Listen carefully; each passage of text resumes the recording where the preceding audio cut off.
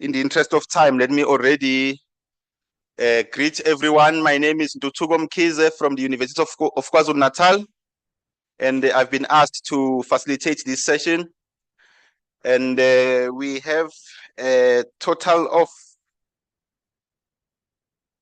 10 speakers, including the first one from Plus Media. I know, Martin, you were hoping that it would be yourself, but being the program director, I've decided just to show my power and change a few things. So what is going to happen is we're going to have a short talk from Miss Lowe from Plus Media. And then after that, we'll continue from there. The session that we are entering into now is referred to as Planted Pastures and Feeding Ecology. We're also welcoming those who are joining us virtually. Let me just give the floor to you, Ms. Lowe. Thank you.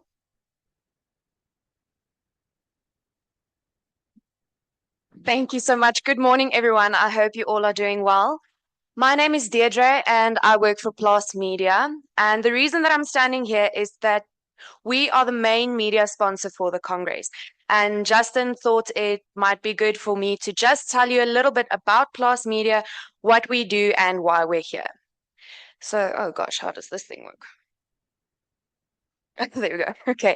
So we are a privately owned independent agricultural media house based in Pretoria. We specialize in publishing scientific, semi-scientific, and technical content. We therefore affiliate ourselves with agricultural experts from all subsectors of the industry. We further invest in the industry by hosting 3 specialized agricultural projects, namely the Santam Agriculture National Silage Competition, the FEAR+ Climate Smart Ambassador Project, which may be of a lot of interest to many of you sitting here, as well as the Toyota SA National Young and Youth Show Auctioneer Competition. We offer a 360-degree media package with one goal in mind, to further the agricultural industry in all aspects through sound, trustworthy content. Another way that we contribute to the industry is by being involved in agricultural congresses, shows, and Farmers' Day. In 2024 alone, we are the media sponsor of over 40 agricultural events. So just a quick rundown of the magazines that we publish. That's FEAR+ and Stock Farm, which we own. They are our own magazines. We have the RPO's insert in the magazines, Chips for Potatoes SA, AFMA Matrix, Oilseeds Focus, and so on and so forth. So if you've seen any of these publications anywhere or you've come across them, we publish them. We also have a lot of other product offerings. A Plus TV YouTube channel, which is why our cameraman is running around here with his gimbal. We also do RSG Landbou, Agri on Air, Landbou Radio. We have 2 websites, a really big social media presence, and then a PR and communications department as well. So why are we involved with events such as the Grassland Society Annual Congress? Your research generates the important content that we want to share with our readers, viewers, and listeners, the serious livestock producer. And yes, your research is of great value to them. We also provide scientific information to other market segments through our website and social media platforms. Our platforms enable the society to grow as we provide pre-Congress marketing to assist with registration drives and general awareness. We also generate awareness during the Congress through live social media posting on Facebook and Instagram. So if you want to see what it is that we post about the Congress, please go find us on Facebook on the Plus Media page, FEAR+ and Stock Farm, as well as Instagram, same 3 pages. And you'll find some informative articles on our website called AgriOrbit. We've also in the past broadcasted various marketing and feedback videos about the congresses. So if you go onto YouTube, you search for Plus or Farm TV, that is the page that you will find, and then you navigate to playlists and you search for a playlist called the Grassland Society of Southern Africa Annual Congresses, and you'll find everything that we've broadcasted in the past about the congresses there, and you'll also find this year's feedback video and some interviews with speakers that we will be conducting through the next 2 days. We'll be there in a week or so. Thank you so much.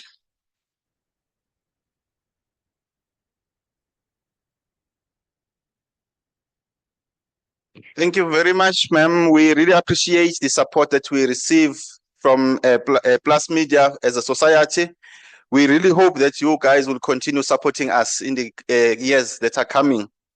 And now, with that done, our first speaker is going to be Martin, all the way from Jamaica. And Martin is going to be telling us all about what they've been up to in the Caribbean. Thank you.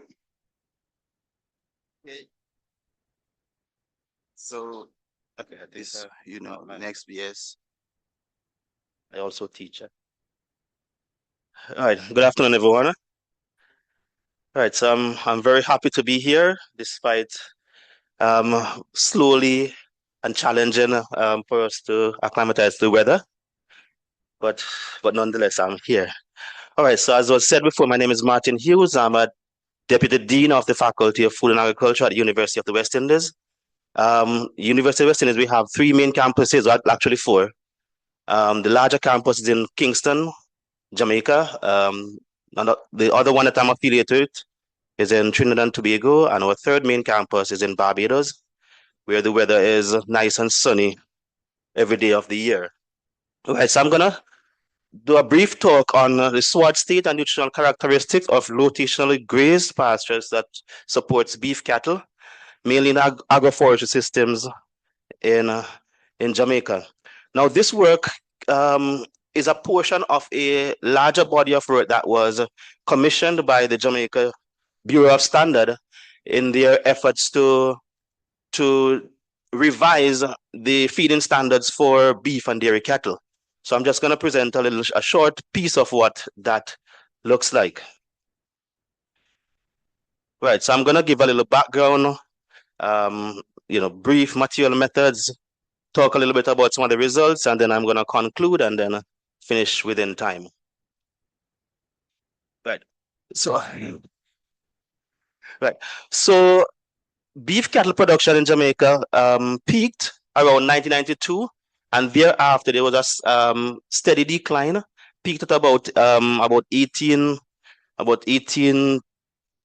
tons per year, and at this point in time, you see where it is a little bit under 7. So, but what it is now, it reflects of a mini recovery of what is happening in the industry. The beef cattle industry is also heavily supported by the dairy cattle industry, which gets most of the attention. In Jamaica, beef cattle farming is typically seen as a lazy man's occupation because of the very lax and limited management that is employed on those farms. Now, the beef cattle industry is dominated by 3 local cattle. We have the Jamaica Red, Jamaica Brahman, and the Jamaica Black. I think you could identify them by the colors.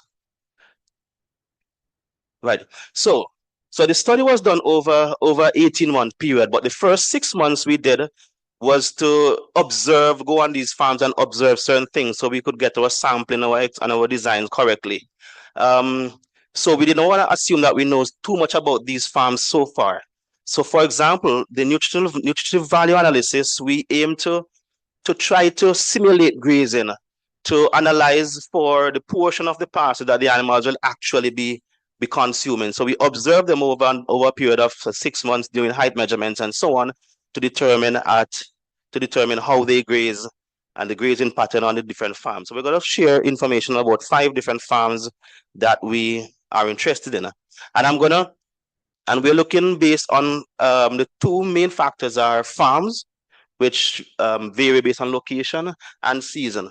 Jamaica predominantly have a bimodal rainfall pattern, but I'm just going to share 2 seasons, dry season and wet season. I'm not going to go in detail what happens in the intermediary season because that is kind of in between of what really happens and doesn't give us a typical of what happens over the 12-month period. So across 7 sites, sorry, what did I do? All right. So across 7 sites, we'll see that the rainfall pattern is basically similar over that particular period and also over the long-term mean. And it correlates well with grass growth, right? So grass growth and recovery mimics the rainfall pattern. And these are the main sampling points. The sampling points were determined from more organized farms, farms that are found in areas of high cattle density and so on. And in this case, typically, we look for those that are under more agroforestry system of management. So just a little background on, over the 6 months period initially. So these are what we came up with. For example, the animal unit per hectare was, relatively constant between 0.8 and 1.1 across the farms. The dominant grass species was the cynodon, that's the African star. And just one of the farm have a brachyura species that is decumbens or CV basilic. So we find that 6 month period was extremely important in helping us to get a true picture of what happens on each of these farms. And so we analyzed for chemical composition. Mainly, I'm going to share with dry matter, crude protein, and the fiber, that is NDF. Sampling was done in the dry season, which spans really from January to April, and in the wet season, really from August to December. Now, the dry season actually starts in December, but because of a predominantly very high amount of rainfall in the wet season, you normally have enough soil moisture that supports grass growth right throughout December. We employed a stratified random sampling design, and that just to ensure that we capture all the variability within, or most of the variability within these paddocks. We identified 3 paddocks. The paddock size range about 2 to 3 hectares per farm, and then we sampled those based on the grading cycle in the different seasons. And the data was analyzed using the analysis of variance in a general linear model. And what the results look like. Typically, and what was surprising is that, okay, I haven't reached here as yet. So herbage mass was pretty high. So what it suggested that forage availability was very high on these farms, which supports what we have been seeing on the farm in terms of almost a constant production in terms of growth and so on. There was, the variation was limited to things like herbage mass between farms, between one and 2 of the farms. Sward height also have some variability between one and 2 of the farms, and also between dry season and wet season. Okay, that's what I just said, so I'm going to skip that. Right, in terms of the chemical composition, crude protein also varies to some degree. And what is important here and interesting is that we find highest crude protein in the dry season for most of the farms, and that was very, very surprising. For the same study or similar work, when you look at the dairy farms, they were total opposite. Yeah, so the wet season where the nutritive value was much higher, but it's showing us something different where the production system influences. Could be because of the topography, cover, or so on. But this was very, very, very surprising and interesting. Also, is that the degree of variation in chemical composition was not that great. Yeah, and again, looking at data, for example, from Minard Estate, they usually have a constant growth rate in terms of animals, throughout the year. So that was pretty much interesting. There was not much variability in terms of digestibility and the estimated metabolizable energy, as you see there. Right, so in conclusion, we concluded that soil nutritional characteristics of pasture supporting beef cattle in primarily agroforestry systems vary with farms and season, but the impact of this variation was not as expected because of our experience, particularly with dairy farms and the more intensive managed beef farms. And that is where I end. I hope I finish within time, as I promised to. Yeah. Thanks a lot, Martin. Indeed, you finish way within time, so we have an opportunity to have an interesting discussion. Any questions for Martin? There's one there. Thanks, Martin. It's nice to hear about work in the Caribbean. I think we need to come visit you there, so see what's going on. Did you look at any animal performance factors in evaluating the different properties and locations?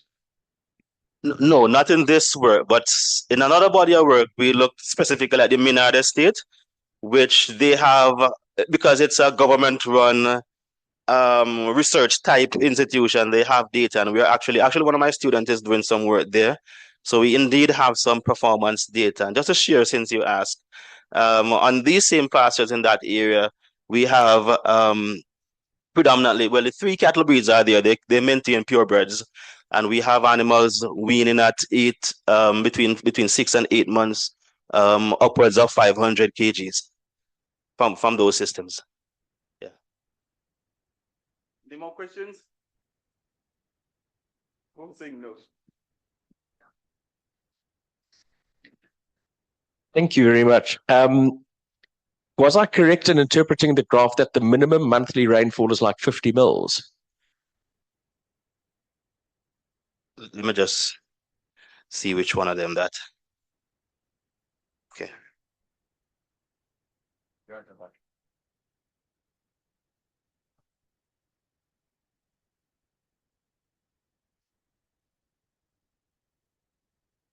That one? Yeah. Mm-hmm. There. So your minimum monthly rainfall is about 50 millimeters. So that's quite high. Yeah. And then you say that your pasture growth rate actually can be almost close to zero on the right-hand graph, or is that a sort of a stylized drawing? Because I'm just thinking with 50 mils, okay, so I'm from such a dry area. I mean, 50 mils for us is like, the highest ever. And, people are just like giving thanks if they get 50 mils, and the productivity is very high. But it seems your productivity is very low. So is it the soils, or is it? Right. I'm just So interested in understanding the system. Thanks. Yeah, what you see there's a long-term pattern. Not considering different areas. We have some amount of significant variation in rainfall generally across the island, and even more significant with variation in terms of soil types. So when we are reporting, for example, that graph in particular, one of the areas which have the highest cattle density, which we normally focus on in terms of doing these graphs and these growth rate patterns, is normally one of the more drier areas with extremely deep sandy and gravel soil. So moisture retention is almost zero. Yeah. So that might be why with this one looking so skewed. Yeah. Oh, yes, please. Okay, thank you, Martin, for this presentation. Just for interest sake, I wanted to check the agroforestry component. I see your study was mostly on grasses, but in that part of the country, do your animals browse, or because your title is some agroforest? So I just wanted to understand the value of that part. Yeah. So the browsing effect is very minimal, because a lot of these agroforestry setup is either what do you call it, coconuts, or you call it lumber, timber. Yeah, timber trees, timber plants. So there's not much browse species per se there. Yeah, and we were deliberate in focusing on the grasses that are planted, that are there. Yeah. Check if there's any more hand. There was still time, but if there isn't any more hand up, then I will let Martin go. Yeah. Martin, thank you very much. We really appreciate you making time to come and share this week with us here in South Africa. We hope that you enjoy our food and our environment. Thank you. Okay. Okay. On that note, the next speaker is going to be Patrick Rakau, if I'm not mistaken. Yes, Patrick Rakau from the ARC. Patrick Rakau has been trying to get us some new turf cultivars using some very tricky techniques that he's going to explain to us. Over to you. Thank you, Dr. Mkhize, and good morning, colleagues. My name is Patrick Rakau, junior researcher from the ARC. I will be sharing with you one of my chapters or objective from my PhD project. Yeah,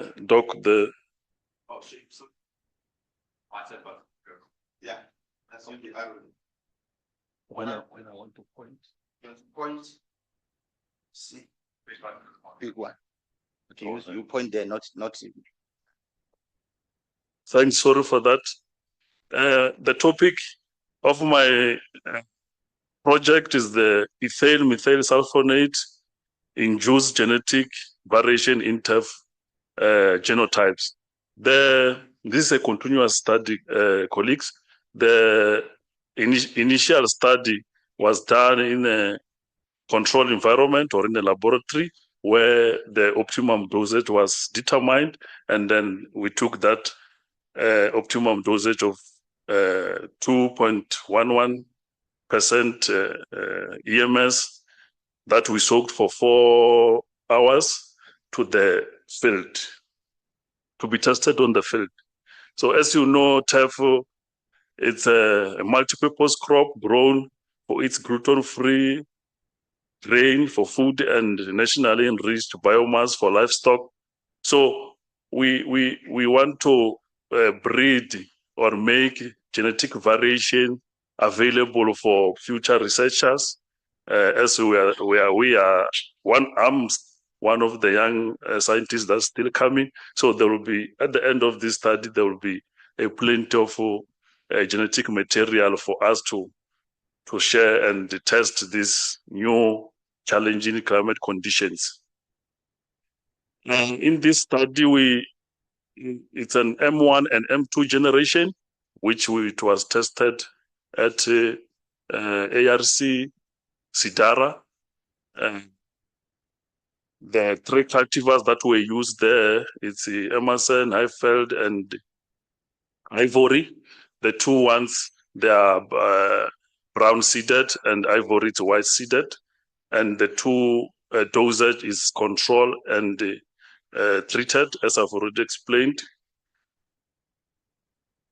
The M1 seeds were planted as M1 plants to genotype them and harvest M2 seeds. In both trials, we used a split plot design, and the EMS doses were assigned as a main plot factor, while the genotypes were a subplot. A total of 2,400 M2 individual plants were assessed from 24 families to appropriate genetic variation. Parameters that were tested, it's agronomic and quality data, were collected from 120 randomly selected and marked plant. So this is a breeding using mutation breeding. So we are breeding forages.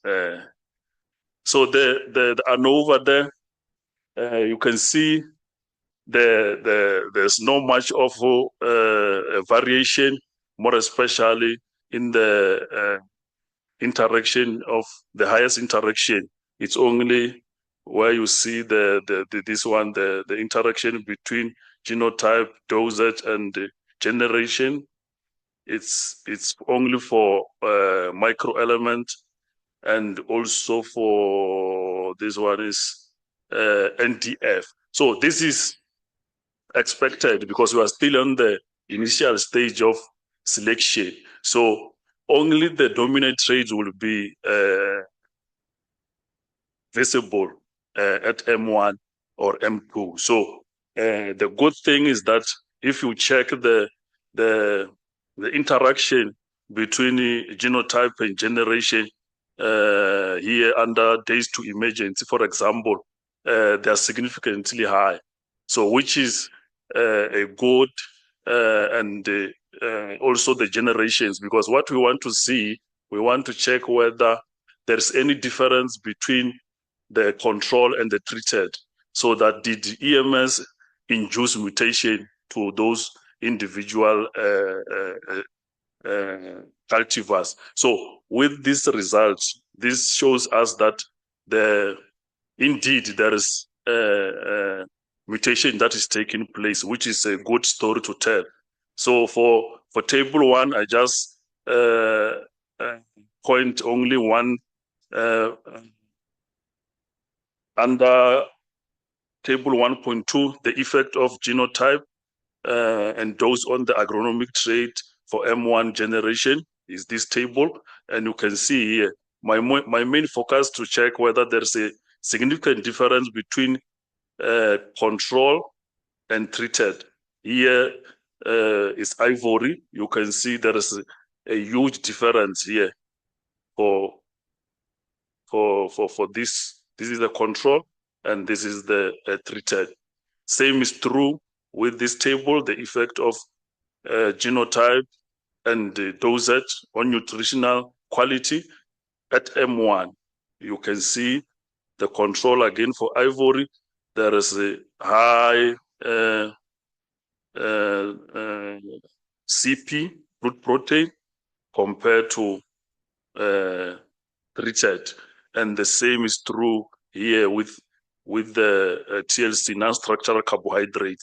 So under M2 generation, you also see the same trend, whereby in the effect of, under the effect of this genotype and dosage on the agronomic trait for M2 generation, you see there now we have this control for Highfeld and treated for still for Highfeld, but there is a huge significant difference in between.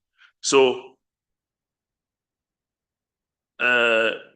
in summary, in conclusion and recommendation is that the genotypes EMS dose interaction effect was significant at 0.5% for micro minerals, example iron and fiber quality, NDF, and for both generations. The dose the dose and generation interaction effect was highly significant at 0.001 for days to emergency and 0.1 on the number of tillage. So this is the summary that I've already explained to you. I want to repeat it.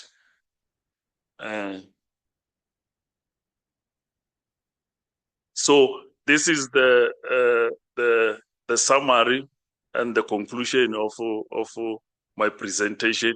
And the message to take home in this is that the identified mutants with unique agronomic trait and nutrition quantities are recommended for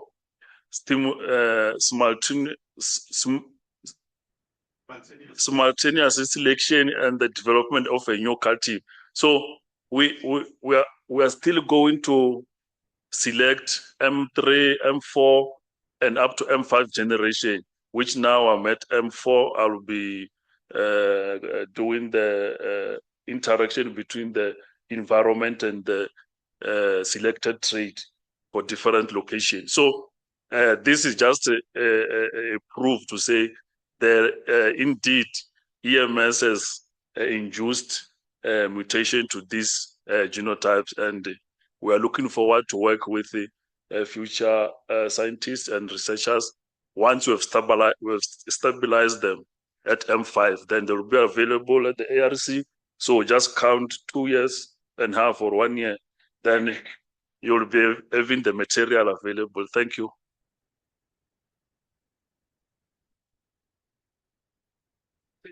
And we still have time for questions. If there are any questions for Patrick, please raise your hand. Okay, there's one hand there.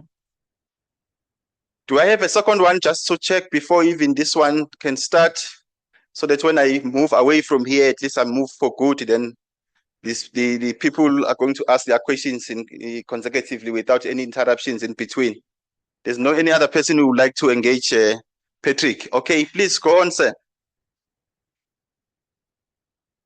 Thank you, Patrick. There was a graph on macro and micronutrients. Can you further elaborate on that one, on how your genotypes performed in relation to that, and what could be the possible recommendation growing them in different locations that are either nutrient or nutrient deficient? Thank you. As I've said, that this is a continuous study. Remember, at M1 and M2, the segregation is still happening. So you can't conclude to say this is the right, how can I put, the combination that you can advise somebody to say go and plant this, you will get these nutrients. The reason for this is just to assist us in selection, so that we know that the EMS that we induce to that cultivar, it has an effect, because we did test in a laboratory. It shows that it has an influence, or it has induced mutation. But now we must start to stabilize it. When we talk in breeding language, they are heterogeneous now. We want to make them homogeneous. So each generation will be selecting the traits that we are looking for. Here now is just that we need to make sure that we are on the same path. Otherwise, we're going to wait until the M5, M6, when they're stable, and start sharing with the audience the information. But the chances is that you will find that there's no any mutation that happened. So this generation assists us in selection, whatever that we are looking for. For example, if we get that the highest dry matter content, which is one of the traits that we are looking for, we can either bring in the double haploid, the chemical mutation, whereby we just double the chromosome and make it homogeneous, which is another breeding techniques, the new techniques. So, but so far, that's why we are saying we are going to M3, because for now, phenotypically, you cannot see that. We just saw this genetically, and it's a good indicator. I think I've answered the question. Okay, doesn't look like we have any more questions here, but we might have one. Do we have any online? No, in that case, you get off hook, my brother. Thank you very much for your talk. Let us give him a round of applause. Okay. Before I call the next speaker, I forgot to ask everyone to please adjudicate online. How you do it yesterday, I think it was Justin who explained it, that you go to, I believe it's page number 10. Page number 10, you'll see these, I'm going to call them codes. And then you look at the session number. This is session number 5. Then you take a photo of that session code, and it's going to lead you to the questionnaire that you need to complete as you adjudicate at each presentation. I hope that was clear. And then, having that being addressed, I think my next speaker now is going to be someone from the ARC, if I'm not mistaken. And it's going to be none other than Sesetu Sokoko. So Sesetu Kokoko, sorry? Nelson first. Oh, okay. Hey, Sesetu, you almost collapsed. Okay. Maybe this again reminds me of something. Now that I've just done this blunder, I'm reminded also to announce that there's a form like this that you might have seen as you were coming in here. This form is something that you need to take with and keep with yourself whenever you spot anyone doing anything that is strange or that is funny, that is interesting to share. Just write it here. This, what I've just done now, could also be a candidate for that. But I'm sure also this, what you're seeing in front here, what Patrick was calling a table, could also qualify for something like this. So all I'm saying is just spot anything that is out of the ordinary, and then you nominate people for doing those things, and that we can talk about these things during our gala dinner on Thursday. So indeed, Nelson, it looks like we did not get enough of you. So we need you back here to come and tell us what you have been doing at the ARC together with your colleagues from UP. So this is going to be on next. And then back, and this big one. It's 4 point. I know these things. Oh my.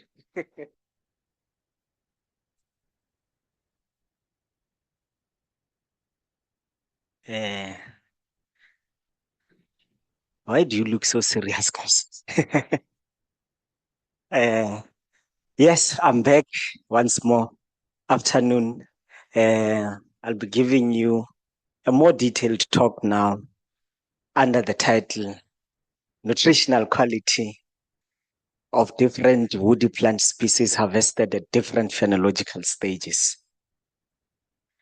Now, we know that emerging farmers heavily rely on rangelands to feed their livestock. Domesticated animals can depend on browse trees available for feeding during the winter season. Browsers have easy access to dry, ripe leaves and fruits during the dry season, and they have the ability to utilize these browse products efficiently. Browse has been defined as the leaves and sprouts, including tender twigs and stems of woody plants, which are cropped to a varying extent by domestic and wild animals.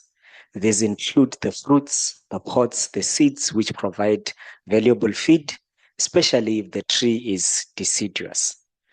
Now, the pods and the leaves of leguminous browse plants are rich in protein, minerals, and vitamins. The use of tree legume fodder as a supplement has improved intake, digestibility, and animal performances. Now, palatability, intake, digestibility, nutrient content, anti-nutritional factors, the species maturity of the plant, the environment which the plant is in, harvesting and storage are factors which can influence the forage quality. However, due to a particular feeding habit and ranging behavior, browsers are seed dispersers. Now, for this project, we aim to determine whether the nutritional quality of various encroaching tree species differ when harvested at different phenological stages. The methodology, we've selected Dicrostachys cinerea, Acacia nilotica, totalis, and carew, which will be harvested in 4 different growth stages, and a subsample will be dried and milled through a 2mm sieve, and they'll be sent for nutritional analysis. Now, the analysis will make is for nutrient content, fiber content, in vitro organic matter digestibility, soluble phenolics, condensed tannins. Now, coming to our findings, with the DC, you can see that during the flower formation, we have the lowest crude protein and the highest fiber content with the highest secondary plant metabolites. Now, the early seedling stage had the highest CP and the lowest fiber content, as well as soluble phenolics. Now, this is the findings for the minerals. Since there are a lot, let me not go into detail. Coming to Vachellia nilotica, if you look at the findings, you'll see that across all stages, CP did not differ. In the early seedling stage, it had the highest fiber content, while the vegetative stage recorded the highest soluble, secondary plant metabolites. Now, the matured stage had the lowest secondary plant metabolites with the lowest fiber content. Also, the mineral contents, here's the data that we got.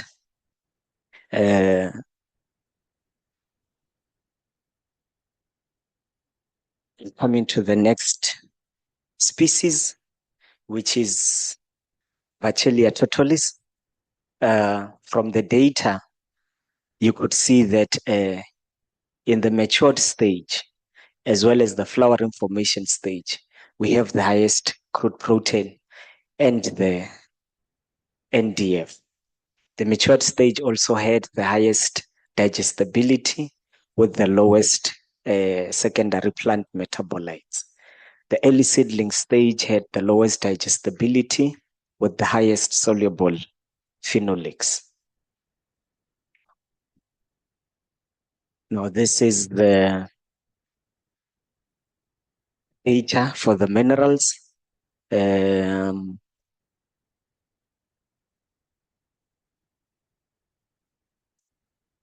this is the data we got for the last species, which is Vachellia carew.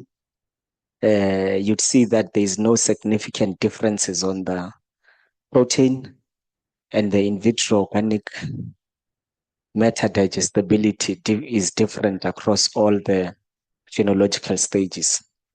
fiber content is within the medium ranges, which is 50 to 30% for all the stages. Now, for the matured seed stage, you'd see that the best stage to harvest, as it had the lowest secondary plant metabolites compared to the flower formation. Now, this is the data we have for the minerals. Coming to my concluding remarks, from all the tree species, as much as there was variation across the crude protein, but it was sufficient enough to meet the minimum livestock requirements, which is 7 to 8%. And all the species had a significant high fiber content. And as a result, you'd see that there was a low digestibility observed for all the different species at different stages. Now, ingestion of tannin-containing foods by ruminant may reduce digestibility and intake, which is something we need to take into account. But however, high levels of condensed tannins may be useful in promoting bypass protein and to prevent bloat. And for all the species, the macro minerals meet the minimum requirements for the livestock production besides phosphorus. Coming to my recommendations, for the Diprostachya scenario, it is best to harvest it at the early seedling stage. And for the three Vachelia species, Nilotica, Totolis, and Karoo, from the data we got, we came to a conclusion that you can harvest them. The best stage is the matured seed stage. Now, it is advised that when you make this recommendations, you consider the CP content and the digestibility, because you need them to be very high while you need the fiber to be low and the secondary plant metabolites to be low, taking into account the livestock requirements. With the stages we've selected to harvest, I would also advise that when you use them as supplements during the dry season, you get phosphorus on the side, because they do not meet the minimum requirements when it comes to that. With that being said, ladies and gentlemen, I thank you.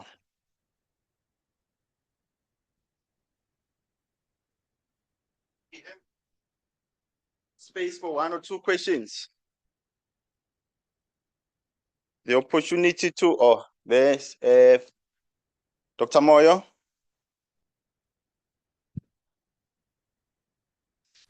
Thank you for the presentation.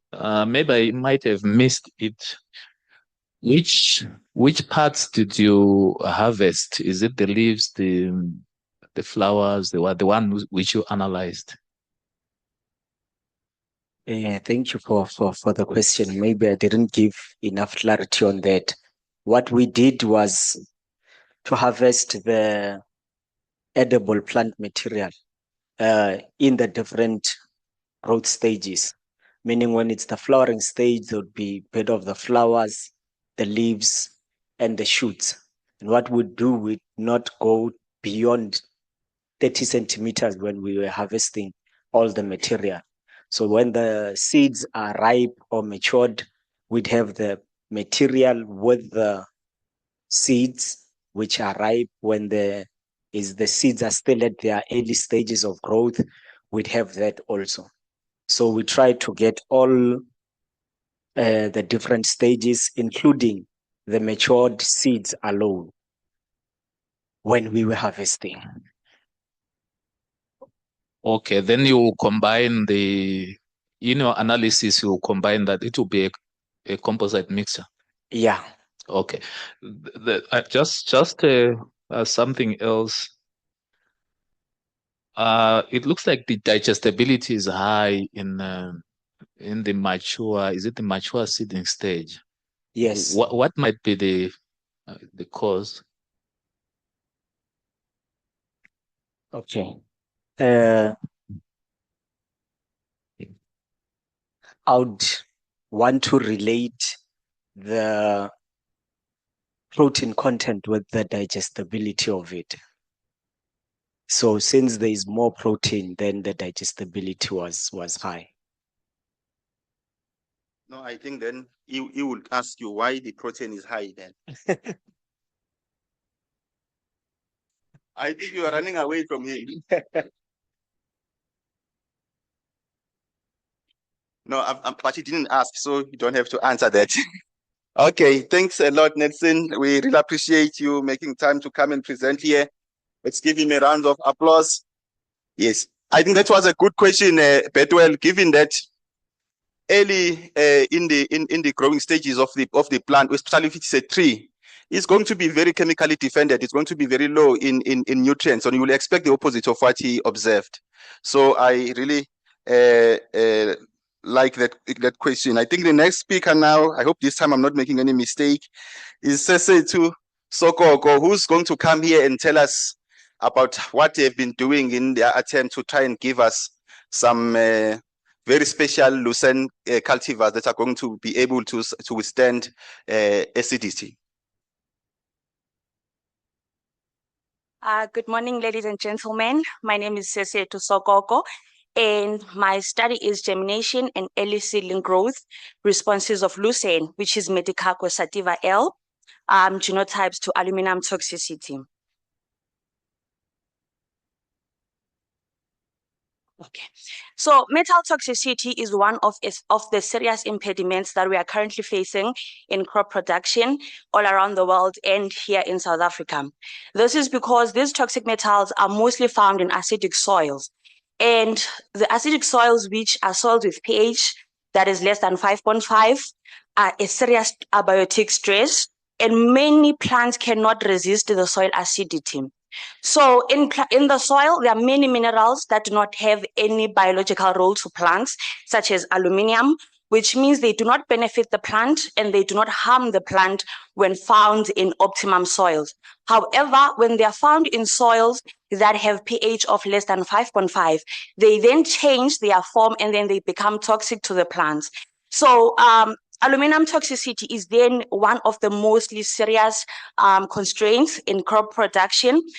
This is because aluminum toxicity, it is the first toxic metal that inhibits the root growth of most of the plants that are grown in acidic soils.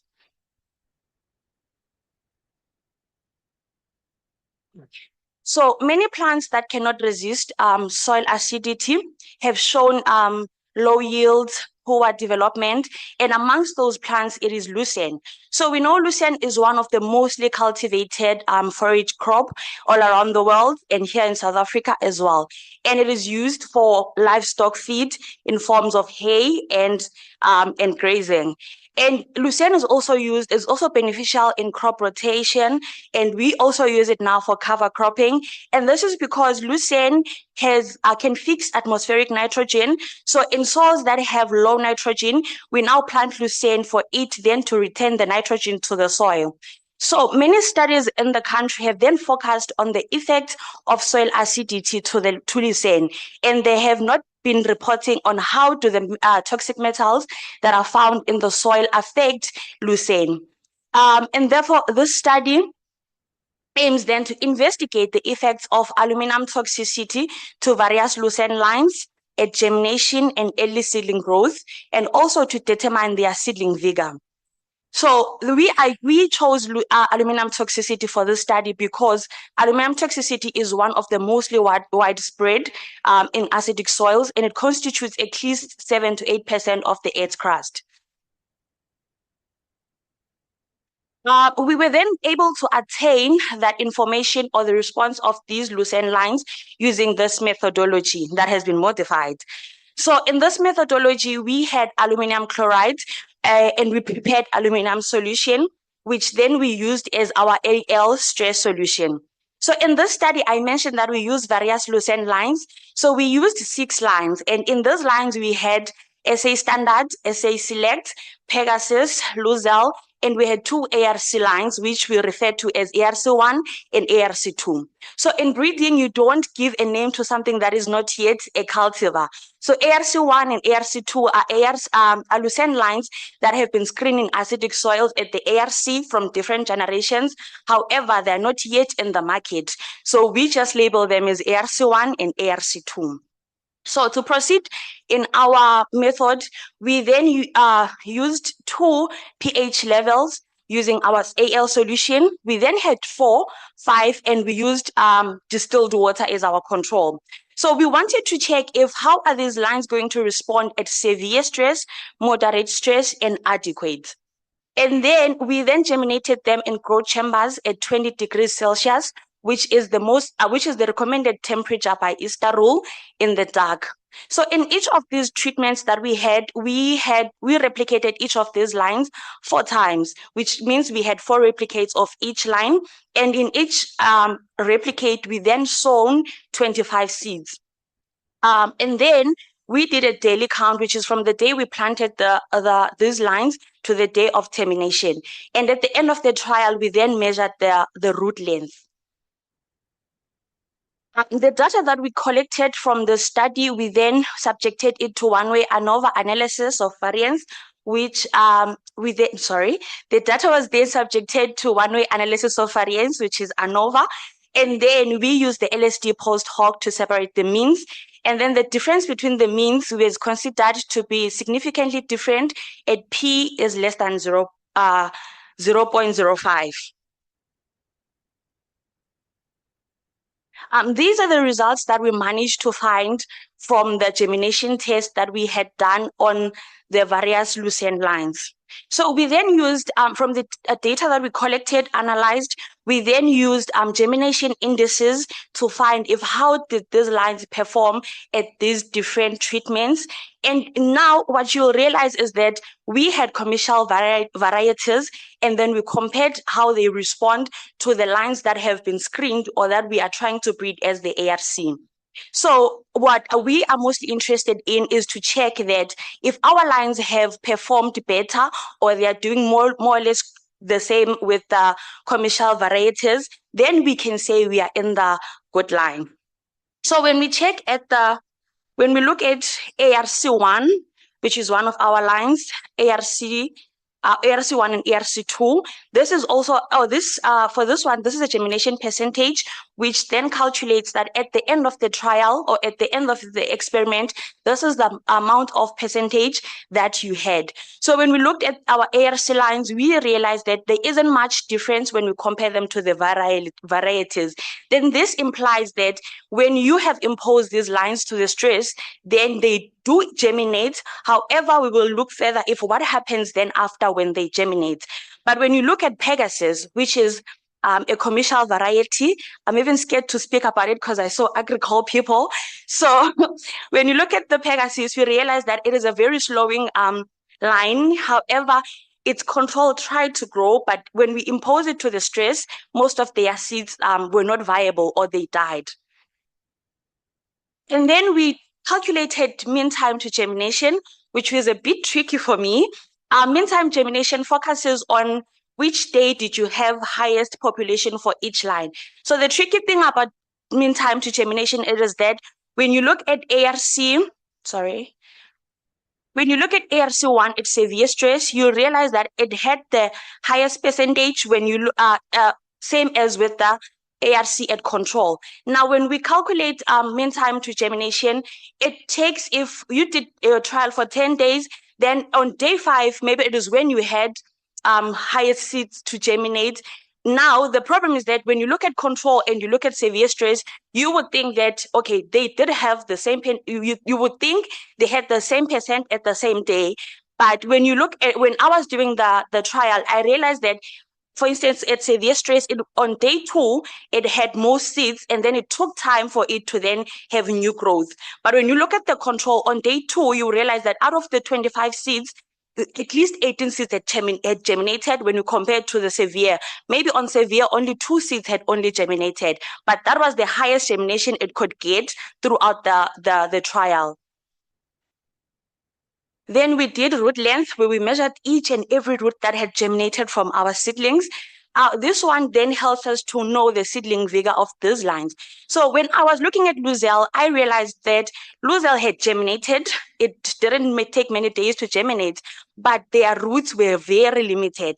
Then this implies that when we impose it to the stress, then its roots are restricted. And remembering that aluminum toxicity inhibits the root growth.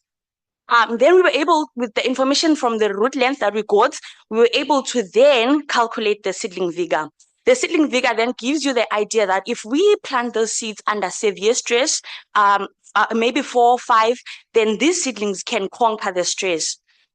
So what happened here is that at ARC, I'll go back to ARC because we are trying to breed this line. So ARC was able to germinate, it had good roots, and then it had a strong seedling vigor. Then we can then say ARC does perform good when we, it performs more or less the same when we compare it to the commercial varieties, which then we are confident that whatever that is we're trying to breed is going in a good direction. In conclusion, we then say ARC1, ARC2, SA Standard, and SA Select show a degree of tolerance to aluminum stress, and they have high seedling vigor.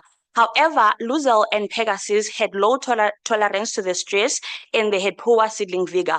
But we can then say to people who want to try Luzel at acidic soils that it will germinate. However, the seedling that will come out of that will be very poor.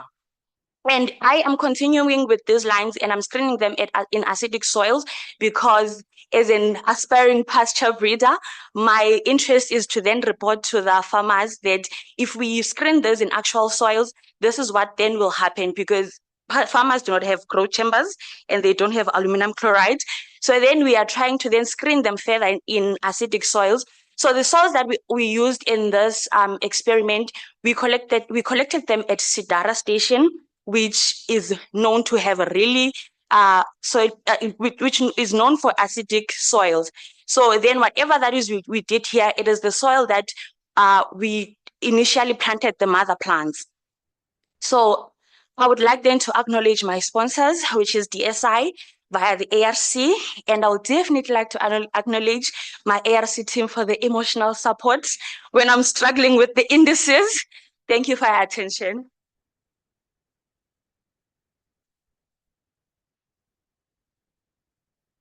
Thank you. Thanks a lot, Sisetu. That was brilliant. Let's hope that we'll get some 1 or 2 questions just for a discussion, or everything was clear. The opportunity is going once, twice, the opportunity, oh, there. Okay.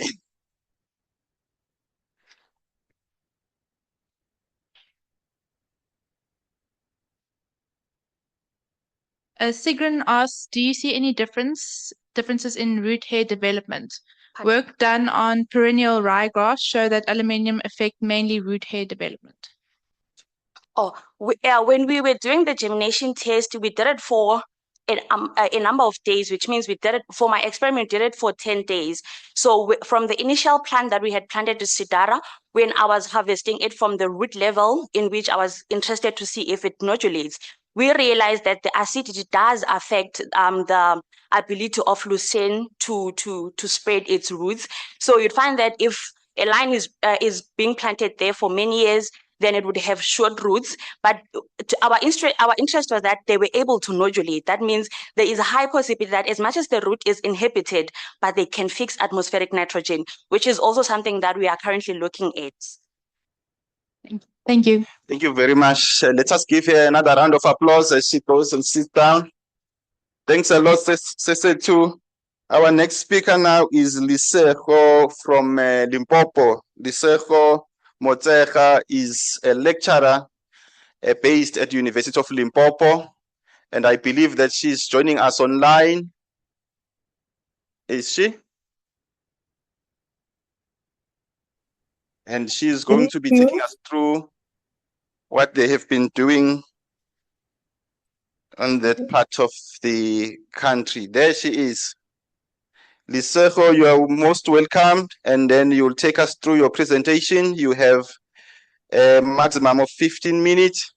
But if you can do it within that 15 minutes, we would really appreciate that assistance. It's over to you now. Thank you very much, Dr. Mkize. Am I audible?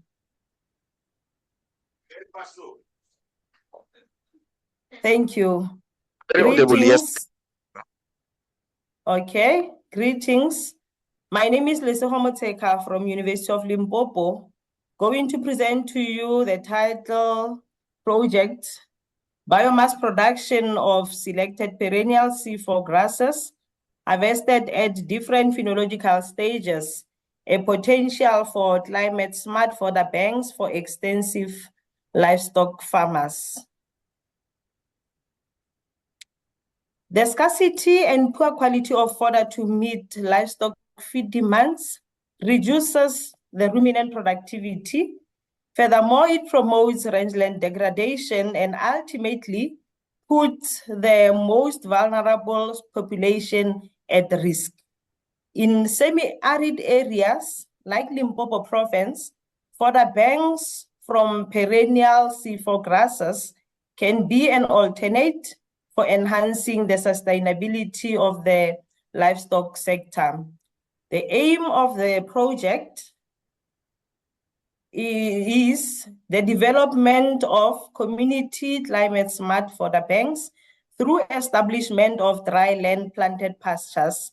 And the objective of that particular project is to quantify biomass production of selected C4 perennial grasses as influenced by pasture species and harvest day or phenological stage.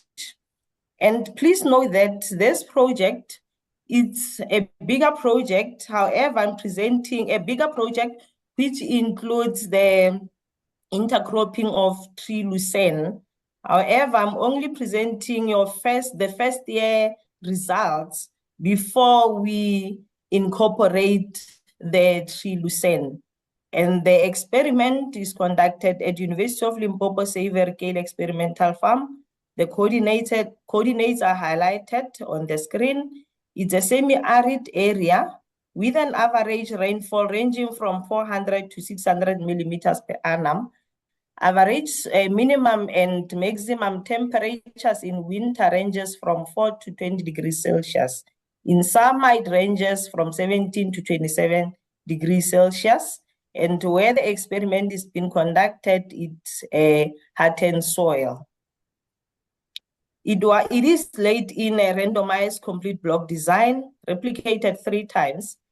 The treatments include 4 pasture species, the Chloris guyana, Digitaria eriantha, Penica maximum, and a 4 grazer mixture, which includes Bracharia brisantha, the cultivar MG5, the Chloris guyana, the Catambora cultivar, Digitaria eriantha, Irene cultivar, and Penica maximum, the cultivar Mombasa.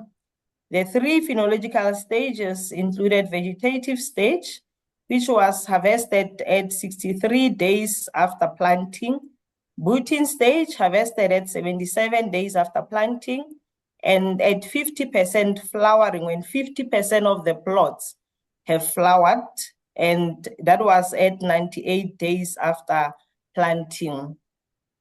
In executing the trial, the total area of 36 meter by 36 meter of land was prepared, 5 by 5 meters with interplot spacing of 1.5 meter was the plot size. The soil was ripped, plowed, and tilled to prepare a fine weed-free seed bed. And the seeds were planted by hand in rows of 5 meter with the intra-row spacing of 15 centimeters in each plot last year, February the 15th. And fertilization, we only applied 20 kilogram P per hectare and potassium at 12 kilogram P per hectare. Nitrogen was not applied. As I said, this is a bigger project which include the intercropping of tree lucerne. To supplement moisture, 15 to 20 millimeters of water was applied once a week through the sprinklers, and it was done when there was no rain. Weed control was done mechanically by hand hose, and biomass was harvested at 3 phenological stages, as I've said. Data was analyzed, and the parameters were measured, was subjected to analysis of variance. Mean separation was done using Duncan multiple test range at 5% probability. With regard to the results, we found out that pasture species had a high significant effect on biomass production. Phenological stages also had highly significant effect. The interaction between pasture species and phenological stages was non-significant. The effect of pasture species on biomass production, we discovered that Penica maximum had produced the highest among the 4 species, followed by our 4 grazer mixture, and Digitaria eriantha was the least. With regard to phenological stages, butting stage produced significantly higher than the other 3, followed by 50% flowering, and the least was vegetative stage. In conclusion, we can say that Penica maximum and 4 grazer mixture had shown a higher potential for contributing more than 8,000 kilograms per hectare of biomass to the fodder bank in their first year of establishment, and harvesting at 98 days after planting, when the plot had passed 50% flowering, resulted in reduced biomass due to a loss of leaves through senescence, as compared to at 77 days after planting during the butting stage.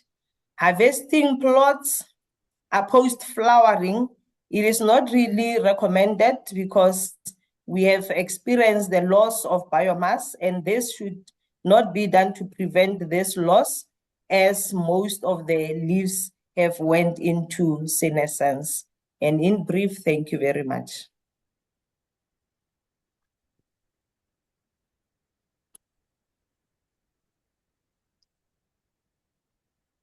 Thank you, Liseko. That was very efficient. I should not have asked you to save me time because you were going to do it anyway. I'm going to check if there are any questions for you. Any questions for her? There's one.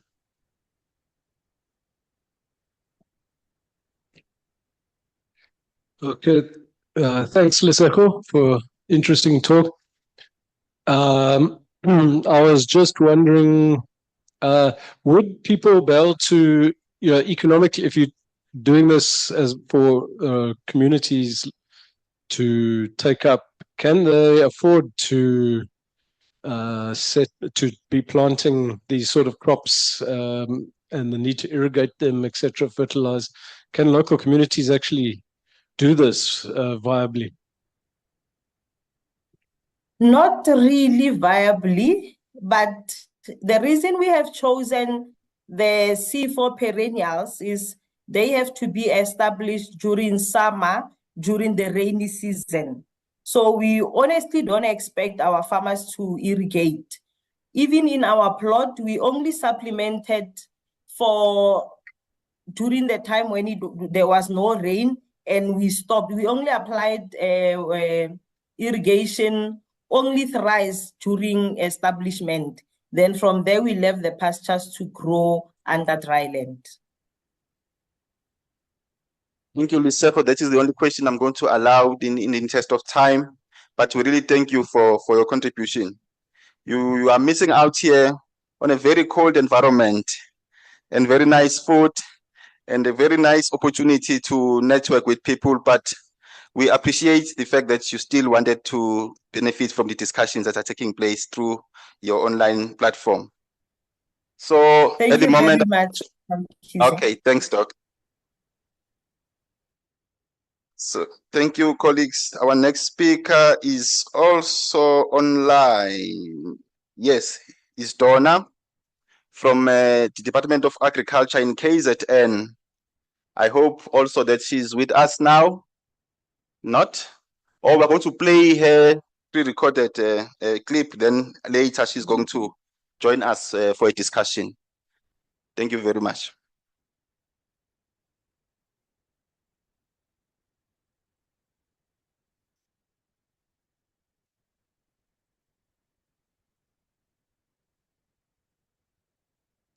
Good day. The different roles played by Italian and Westerwold's types of lowly and multiflorum pastures on Sedora Research Station, KZN. There are two types of Italian ryegrass, one called Westerwold's and the other Italian. The Westerwold's type is known for quick germination and early yields. It responds to increasing day length to initiate flowering and is normally dead by summer. Italian types are usually slower to establish in autumn and are known to respond to cold vernalization and should persist into summer. There are two periods of dietary challenge for dairy farmers during the year. The first is in autumn, the so-called autumn slump, when milk production drops due to pastures becoming less palatable. The second is during summer, when high environmental temperatures challenge intensive pasture production. In fodder flows, farmers need to consider different pastures to fulfill different needs throughout the year. Traditionally, Westerwolds would be planted for quick autumn growth and Italians for persistence into summer. Our research question is, are these categories still valid? Our methods, we had a randomized block design with 3 replications. The cultivar evaluation trial had equal numbers of Italian and Westerwold types planted, 13 of each, with 3 other types, which were 2 festuloliums and 1 hybrid. The trial was planted on the 16th of March, 2023, and was cut at the 3-leaf stage and fertilized after each cut with irrigation. Results. In figure 1, the Westerwold types can be seen to be quick with good autumn yields, and some of these Italian types were just as fast. Of the top 13 cultivars in autumn that were not significantly different from one another, of these, 9 were Westerwold types and 4 were Italian types. Pastoral Plus was the highest yielding cultivar in autumn. However, it went reproductive during the whole of autumn, which would impact quality. In summer, in figure 2, all but 1 Westerwold's type, Maljump, were dead, with Italian types persisting to various degrees, and as well as the festuloliums and hybrid. Figure 3 shows the total yields. The top 11 cultivars were not significantly different from one another. And of these, 9 were Italian types, 1 a Westerwold and 1 a hybrid cultivar. The total yield still favored the Italians due to their summer production. The total mean for all cultivars was about 11.5 tons of dry matter per hectare over the season. And the total mean yields per category were about 13 tons for Italians, 9.9 for Westerwolds, and 11.8 for the other types over the season. So to conclude, certain Italian types can be planted for both good autumn growth and summer yield, thus serving 2 purposes. The Westerwolds can be planted for autumn growth and could also be followed in late spring by a quick maize for silage crop. So, are these categories still valid? Yes. Italian and Westerwolds are still valid categories. However, there are some exceptions to the rule. Thank you for your attention.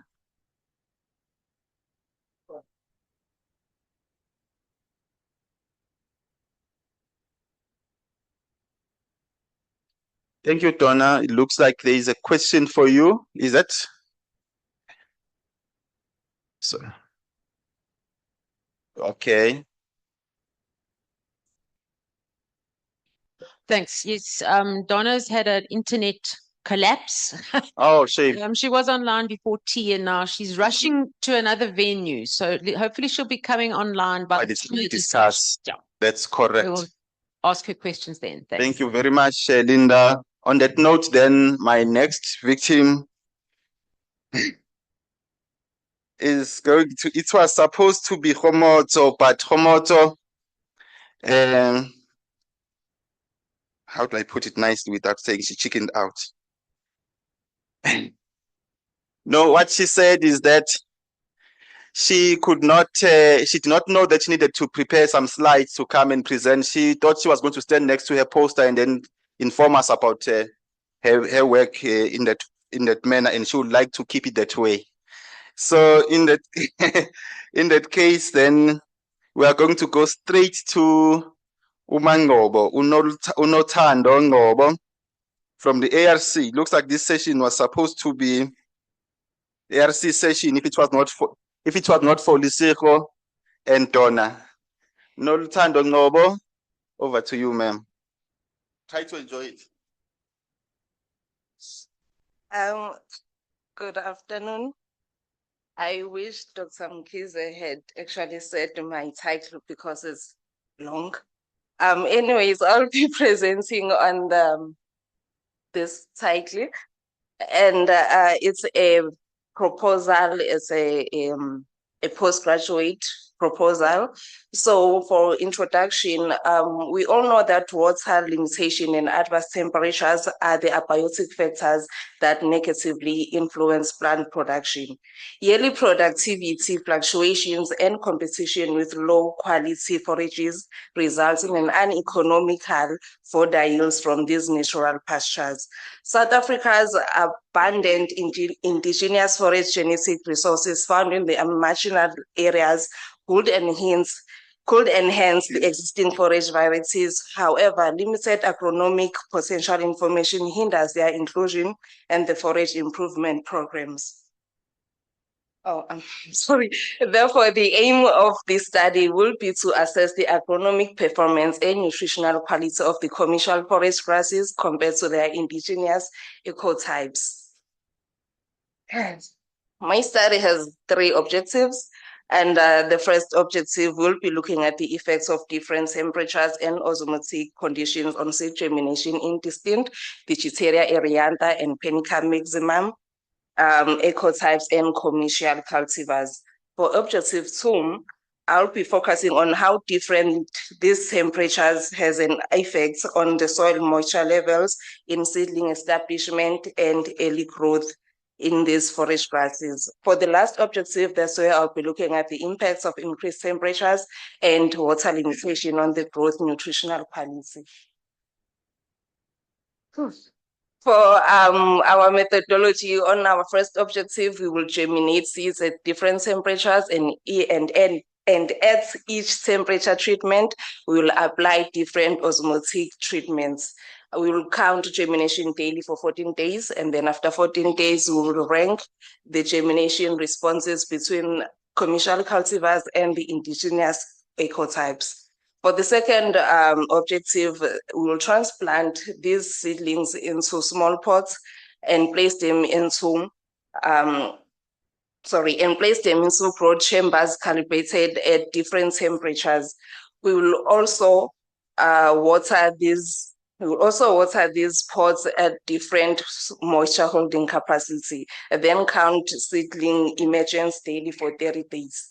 Then on our last objective, after 30 days, after 30 days and counting these and measuring the seedling weights and leaf width, we will allow these plants to grow further 30 days whilst watering with the same measurements that we did on objective 2. And then after 30 days, we will harvest all the material and take the morphological measurements, and then the samples will be sent for analysis. And then the significance of this study is that evaluating different grass species for their ability to overcome drought stress is very important, because information gained from these experiments will inform the future breeding initiative on how to improve drought tolerance in forest grass species. Thank you.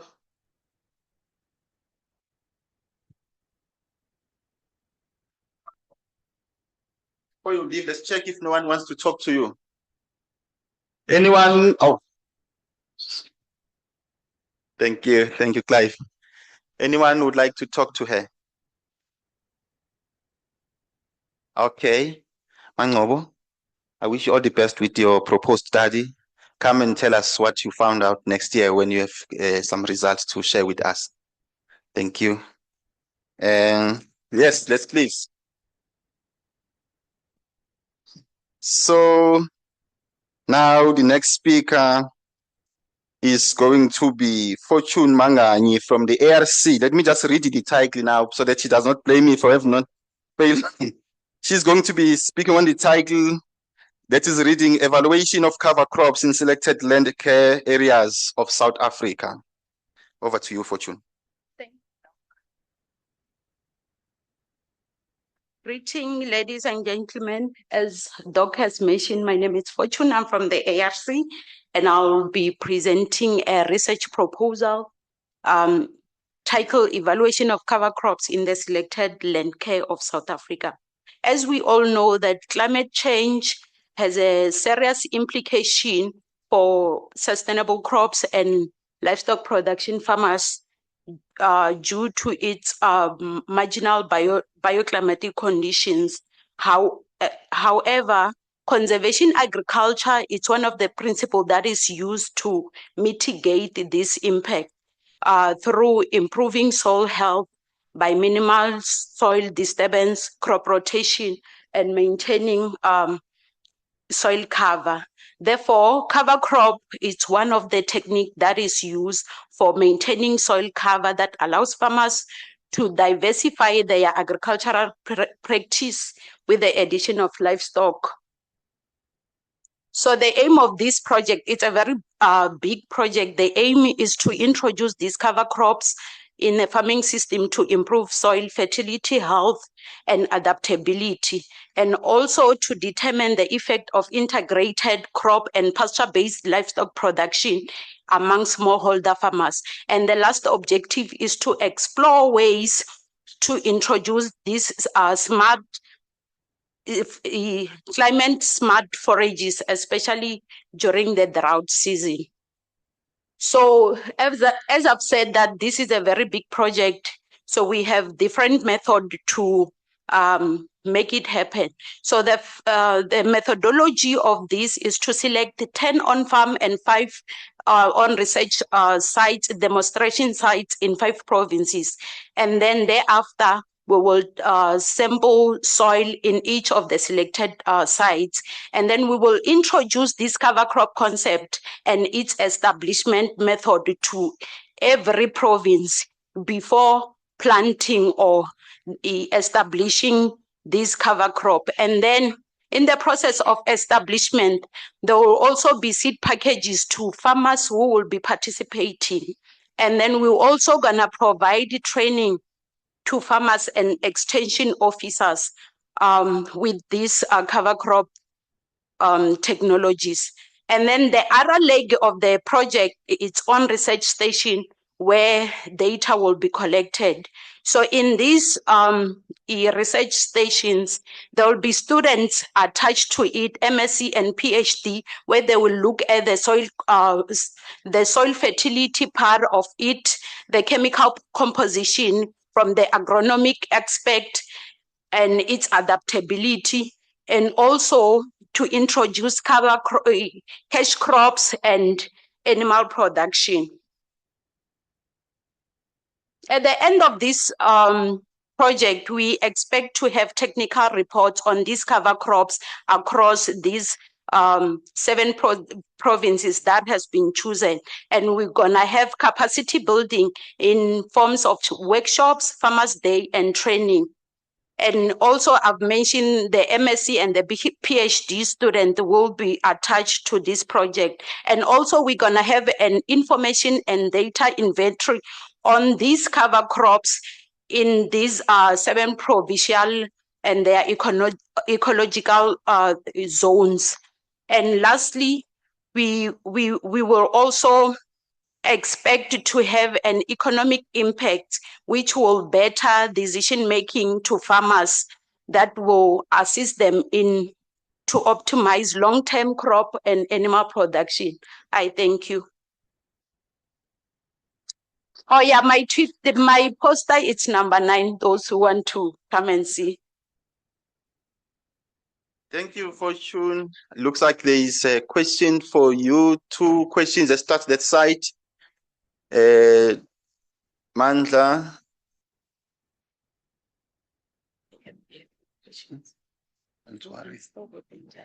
Okay, can I start? Oh, you already have a mic. Yes, yes. Please do. Yeah, thank you for the presentation. I know it's a proposal, but I wanted to check these cover crops which you want to introduce. Maybe just a few of them, and also, are you planning to, is it intercrop them? How are they going to provide forage? Animals are going to graze after planting? Just maybe to enlighten me on that. Thank you. Okay, thank you for the questions. These cover crop are forage species. It's our legume, our broadleaf, and grass. So in the experimental setup, some there will be just one cover crop, some there will be in a mixture of these 3 species: the legume, the broadleaf, and the grass. So this will also depend on the climatic condition of each and every province. So some provinces we will use a certain grass, in some provinces will be different grass. As long as there's legume, there's broadleaf, and also grass. And then your second question was making them forages, right? Yeah, so this we will stick to the species that are already forage species. Our lucerne grass, like ryegrass or stollen rye. When it comes to broadleaf, it will be our fodder beet and radish. Thank you. Okay, Manza, you had your hand up, please. Thank you so much, Ms. Mangai, for your nice talk, and I wish you all the best for your studies. But I've realized that you have mentioned that this is a big project, but I'm now sitting down here. I haven't checked your outcomes for your intended outcomes for your project. I was just wondering how maybe one can get to know of your outcomes if maybe they are in other areas other than KZN. Since you have just mentioned you have gone to conduct your Farmers Day, other than that, what maybe other tools or forms that will make someone else maybe outside the country can know of your studies outcomes? Thanks. Thank you for the question. Since it's a very big project with 7 provinces that will be selected, and KZN it's one of it. So at the end of this project, we will have an information and data inventory that will be available to everyone across, or maybe the whole world, depending on what we have found within different regions. I'm not sure if I have answered your question. I thought maybe you will mention something like publications. Someone can just be able to access your information on the internet.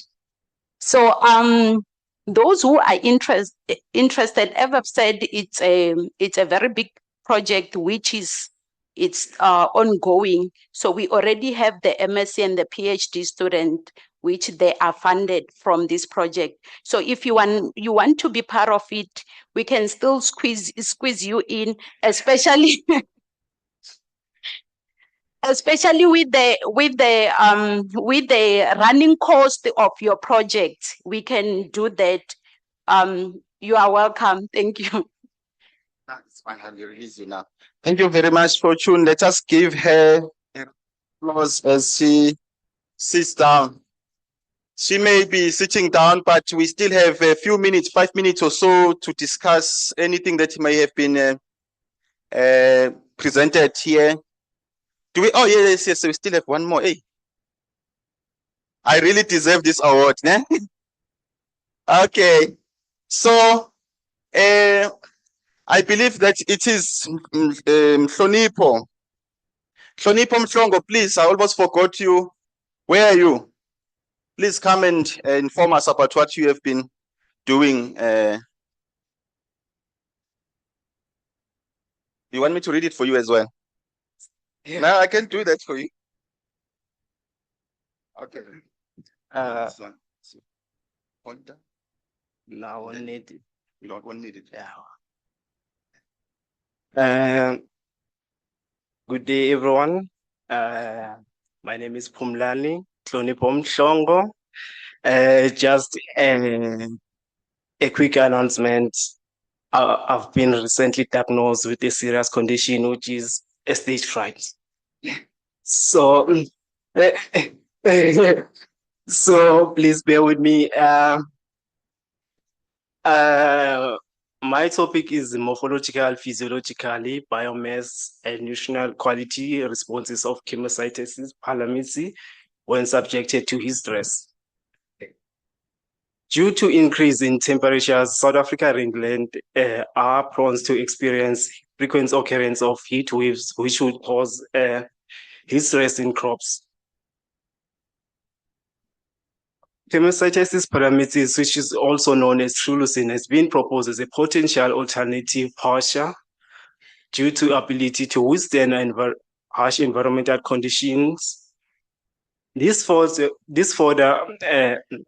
leaves contains high level of in vitro organic matter digestibility and crude protein. However, with frequent occurrence of heat stress in crops, this raises the question as to whether the establishment of trilucina and its nutritional quality will be influenced. That's the aim of this study, is to investigate how trilucina will respond to heat stress imposed on the plant at different ages. The objective of the study is to establish the establishment of trilucine seedlings and impose heat stress treatment on them at different ages. Second objective is to evaluate the morphological responses of trilucine under different durations of heat stress.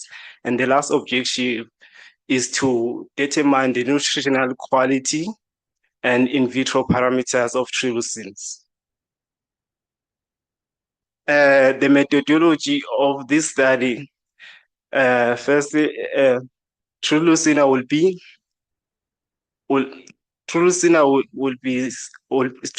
seedlings will be, the trilucine seed will be sampled for germination test. After germination, the seedlings will be transplanted and they will be allowed to grow for 3 and 4 months. After 4 months, the plants would then be subjected to heat stress for a period of 30 days. After 30 days, the plant then would be harvested for morphological and physiological evaluation. After evaluation, the plants will then oven dry at 60 degrees Celsius for chemical analysis, which include your crude protein, fiber, and mineral content. And lastly, and in vitro parameters, which include in vitro organic matter digestibility, gas production, and methane emissions. After getting the results, the data will be analyzed using IPM SPSS. After completing the study, these are the outcomes that I expect, is to establish whether trilucine is tolerance to heat. Second is to establish the optimal time of the year to plant trilucina, and then establish whether, the trilucina as an alternative fodder to be utilized by livestock during dry season in South Africa to mitigate the feed shortages. And that, I think.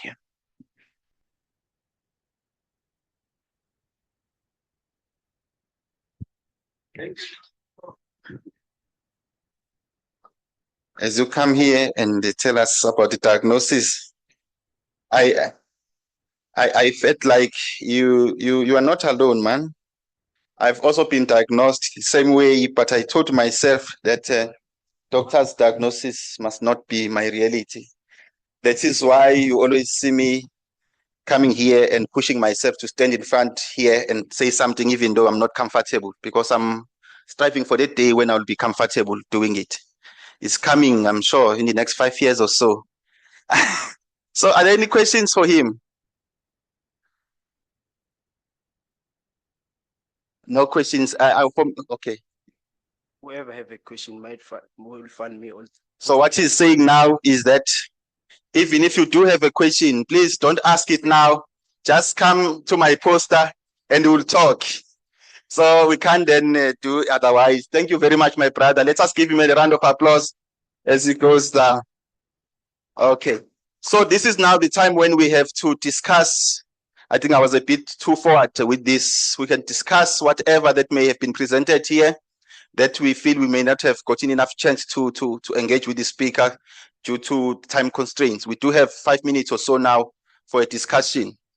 Any questions for any of the speakers that has stood in front here during this session and said anything that you might want clarified? Yes, I see one of the speakers is already raising his head before a question comes, so he has a question himself. But let's start with the online audience. Just to say that Donna is available online for any questions. Thank you. I'd forgotten about her. So any questions for Donna as well, please. Okay. So Patrick. Thank you, Program Director. I wanted to add on the response from Fortune for cover crops, since we are working together with the question from Dr. Moyo. Maybe just if you can remind us what the question was for the benefit of everyone. He asked that how is the cover crop going to address the issue of animal feed, if I okay, yes. Well. So in addition to what she responded is that we will be planting the summer cover crop mixtures for animal feeding and also the winter ones. So in those mixtures, they will have a commercial, will buy commercial mixtures, since we have not yet produced the ARC, not yet produce mixtures, but in the long run, we want to come with a combination that farmers and provinces are familiar with. With this intervention, the working of extension officers of the provinces, they will share with us the cultivars that does well in those particular areas, and then we include them in the in our trials, seeing the comparing them with the commercial ones, and at the end, based on the data that we'll get, that's where now we'll give a specific advice and the output to province based on information that we'll get. Thank you, Patrick. I think you've made your point, and I'm sure Betuel got it. Yes, there's an online question. Okay, you want us to start there? You already have a mic? Okay, please do. Thank you. My question goes to the ARC colleagues on the Lucerne project. You mentioned that in your treatments with the toxicity, you did find some nodules and you were planning to do some further studies on nitrogen fixation. I'm just wondering what kind of studies and what kind of data will you be collecting in relation to nitrogen fixation? Okay, as I said to that, yours. Wait for the mic then.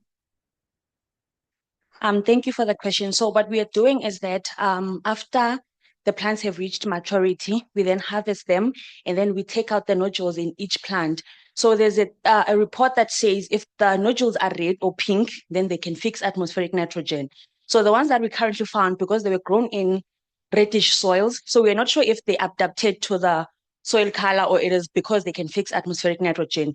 And also reports have shown that rhizobium does not develop in acidic soils. So then we are collaborating with the people from Plant Health and Protection to then analyze the microbial DNAs, genes, and what else of the bacteria in those plants.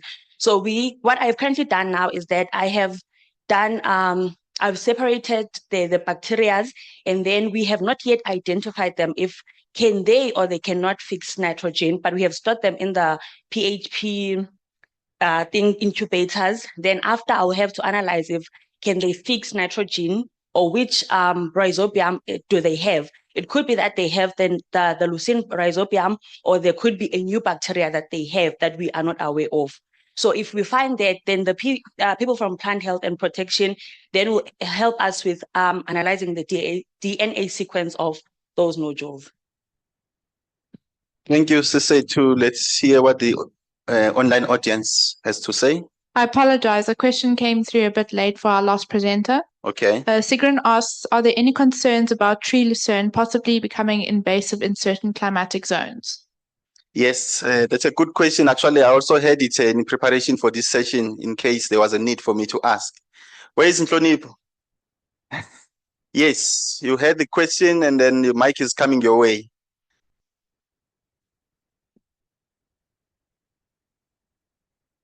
Can you please repeat the question?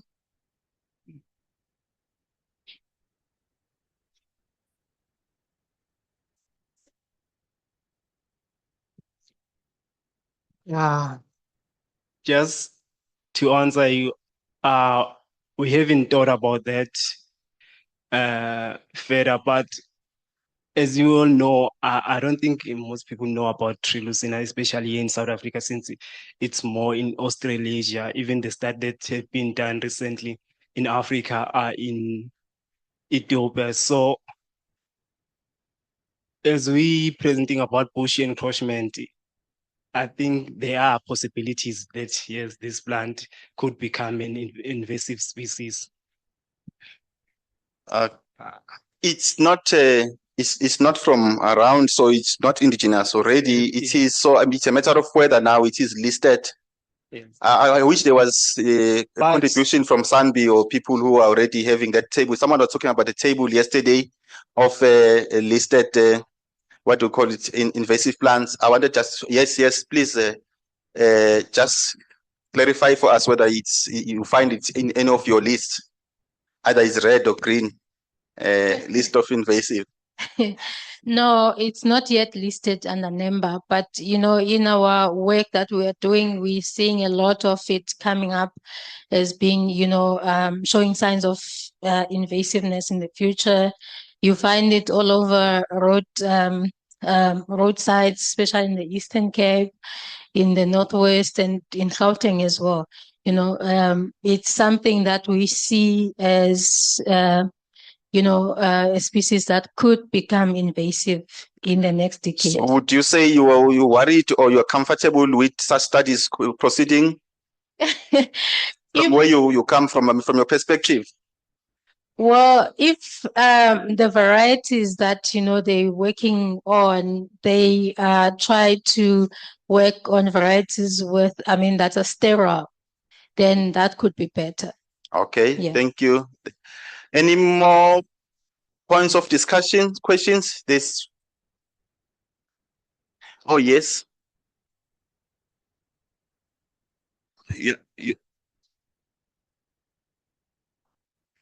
Oh, yes. Anyone would like to ask Donna? Remember, Donna is the one whose presentation clip was played, but she was not available to respond to questions. So we said, let's park them until this time when we have to have a discussion. So she was talking about your Westerwald and Italian ryegrasses, in case you have forgotten what the topic was about. She was trying to differentiate between the two types of ryegrass, and then also the conditions under which each one of those two would be conducive to use. No one remembers what they wanted to ask? Okay, maybe just also to get this discussion going, because we still have 10 minutes to do this discussion. Let me just also go back to the presentation that was given by Fortune when she kept on saying, this is a big project, and then Unfortunately, when we're trying to explain it, I'm not sure if everyone is really understanding what this project is about and what it is trying to achieve. Let me explain, at least give the origins of the project, because at least it started before I left the RC, and then just after a few months after leaving the RC, I got a call from the RC telling me that this project has been funded. So this is what happened. The RC, some colleagues from the Department of Agriculture will come to the RC because we are sharing the premises at Sidara. They will come to our department asking for seed, like your forage seed. We have big stores there. We keep a lot of seed at Sidara as ARC at the time. I'm now from UKZN. So when I say we do this, please don't be confused. So they come and ask for this seed. Please, can you give us a bag of this grass or this forage? We want to go. We are running a cover crop project somewhere with smallholder farmers. Up to a point where he said, no, man, you guys are going to get me fired. Because I keep on giving you this seed, but the RC is not aware that I'm giving you this seed. And it's more like I'm stealing this seed and giving to you. Then they said, but why you RC, a public facility, you are supposed to be giving this seed anyway to us. I said, no, but I'm not allowed to do that. Then they say, okay, now maybe you need to formalize it. Write a proposal to say you want permission to give us seed. If you don't have money, ask for money from the national department so that you can provide this seed for free to farmers throughout the country. Then I put together that proposal. It was going to ask for money from the department to give us money so that we can buy seed and provide those seed to farmers, especially those groups who were busy with the cover cropping technologies, so that they can have something to give to their farmers. Fortunately, that proposal was funded, but it was only 3 months after I left the ARC. So what happened then is the Patrick and Fortune together, working together with Francois and Julius, then had to implement the project. So the project is such that it's going to be implemented in 7 provinces, like she said, and the deliverables are such that we're going to give farmers seed so that they can go and practice these cover cropping technologies on their own. Smallholder farmers we're talking about. We're also trying to expose them to planted pastures because we realize that smallholder farmers are not exposed to these technologies. So when then they get to see these forages and they get given these forages for free, maybe they'll be encouraged to buy seed in future and also be participants in the seed industry in South Africa, because they are hardly participating at the moment. They are hardly buying seed for anything. They don't even plant for their animals. If anything, they just use crop residues to feed the animals other than using rangelands. So that is how the project started. But I'm just saying it because I know the history, but I'm no longer part of the project. I hope now maybe I'm sure I'm not as clear as very clear myself, but I hope it goes to some extent to clarify what this project is about. Any comments that are emerging from that discussion?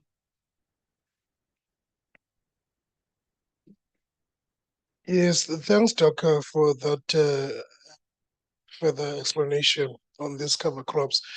I just wanted to check if the cover crops will be on just on open land.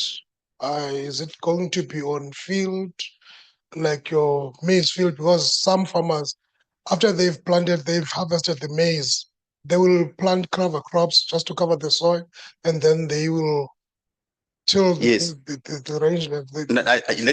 Let me try and explain this way, Thabo. Remember, I said we are approached by people who are already doing this on the ground, just lacking the seed then they only need seed from us.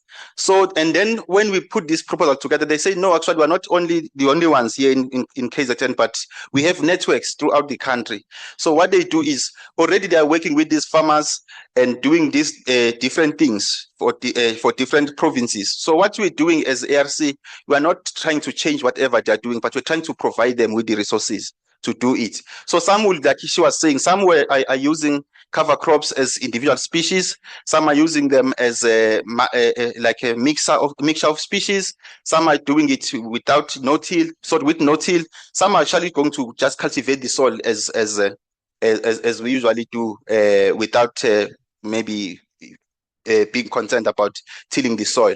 So what is important for the ARC is not necessarily how we are going to do. We're just trying to fit in already in what is already taking place on the ground. Then we document that, we find ways then of getting data from that. So we do not want to push the research agenda forward, but we want to push the developmental agenda forward. And then research is going to just to find space wherever it's possible.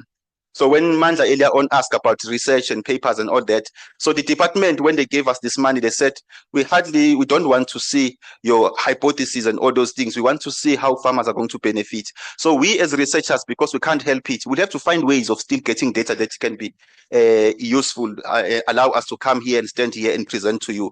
But the project itself is not meant for that. Yes, Unat. All right. Just to add, my name is Unati Kulwa. I'm from the Eastern Cape Department of Rural Development. This is just to add to say this is a project that we are aware of as the Eastern Cape already. We've hosted our colleagues Zabo Patrick and Fortune. They have engaged the Eastern Cape Department of Agriculture. This is us trying to enhance agricultural research for development. Like you are saying, we are trying to make planted pasture production fashionable, because we know, especially in the Eastern Cape and provinces like KwaZulu-Natal, we are sitting with high livestock numbers that never really reach the formal market because of the fact that they don't really become as productive as one would want them to be. So yeah, this is us trying to work with the farmers and to encourage them to say they must continue, they must be in the business, in livestock production for business, so that they can make a living out of it. At the same time, we are also will be trying to demonstrate the drive of trying to improve soil health, because in most communities, especially in the Eastern Cape, farmers are into maize production, and then they would graze the leftover stover, and those soils would be bare and they will be subjected to erosion, whether it's wind erosion. So we are trying also to introduce the concept of rotational rotational production system, at the same time introducing cover cropping, so that we protect our soils. Thank you. Thanks a lot, Unat. At least in Limpopo, not Limpopo, but Eastern Cape is already ahead here. Yes, Patrick. We're now left with 1 minute, so I hope you'd. Yeah, thanks. I'm not talking about cover crop. I'm fine now. The question for Donna. Yes, please. Yeah. Thanks for the presentation. I think I got to get a question while I was checking some things here. Donna, I know Italians and Westerwald, they genetically, the other one is quick starter Italian, and the Westerwald is a quick starter, and the Italian persisting. So, which is what she was presenting. So I just want to know what was the findings of that study per se, because to me, are you sure you're not asking her to repeat her results? Yeah, something like that. Because what I saw, it's like the same pattern that we are used to for those particular two species. The results were the same. So maybe I missed something. No, it's fine. I think I get your point now. Yeah. Can I please take home message from your study or from your findings, rather? Hi, everybody. Can you hear me? Yes, please continue. Okay. I think basically just that even within the Westerwald or within the Italian categories, there are some that are longer living or shorter living. So I think basically farmers go buy seed, they don't just take any seed off the shelf. They need to know where it fits in, so that they don't buy a Westerwolds that dies when they still need food, or the other way around, that they want to plant maize and they've got an Italian that's going a really long time and they have to kill it. Okay, thanks, Donna. And that actually concludes the business of this session. I would like to thank you, first, thank the speakers, and thank you, all of you guys, for staying the course and making sure that you wait until the final minutes of the session. Let us give a round of applause for ourselves together as we give for the speakers.